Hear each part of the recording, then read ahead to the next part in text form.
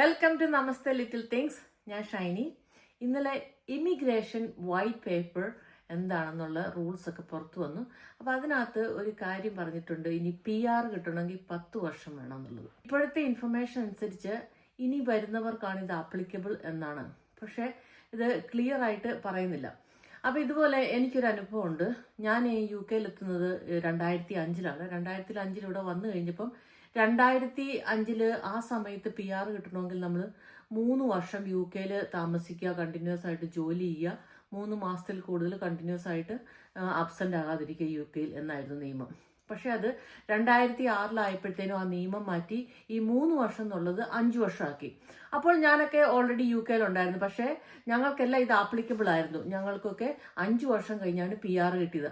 ഇനിയും 10 വർഷം ഇവിടെ ഉള്ളവർക്കും ഇത് ബാധകമാണെന്നുള്ളത് നമ്മൾ നോക്കി മനസ്സിലാക്കേണ്ടിയിരിക്കുന്നു.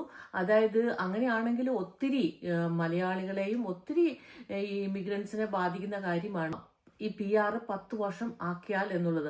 അതുപോലെ തന്നെ PR എടുക്കുക എന്ന് പറഞ്ഞാൽ വലിയ ഈസി ആയിട്ടുള്ള കാര്യമല്ല. അതിന് നമുക്ക് എക്സ്പെൻസ് ഉണ്ട്, മണി സ്പെൻഡ് ചെയ്യണം. ഇപ്പോൾ ഒരാൾക്ക് PR കിട്ടണമെങ്കിൽ 3500 പൗണ്ടോളം വരും. ഞാനൊക്കെ എടുത്ത സമയത്ത് ഒരു 2500-3000 ആയിരുന്നു ഒരാൾക്ക്. പക്ഷെ ഇപ്പോൾ അതൊരു 3500 പൗണ്ടോളം വരും. അപ്പോൾ ഒരു 4 പേരുള്ള ഫാമിലിയാണെങ്കിൽ നല്ലൊരു എമൗണ്ട് അതിനു വേണ്ടി മാറ്റി വെക്കണം.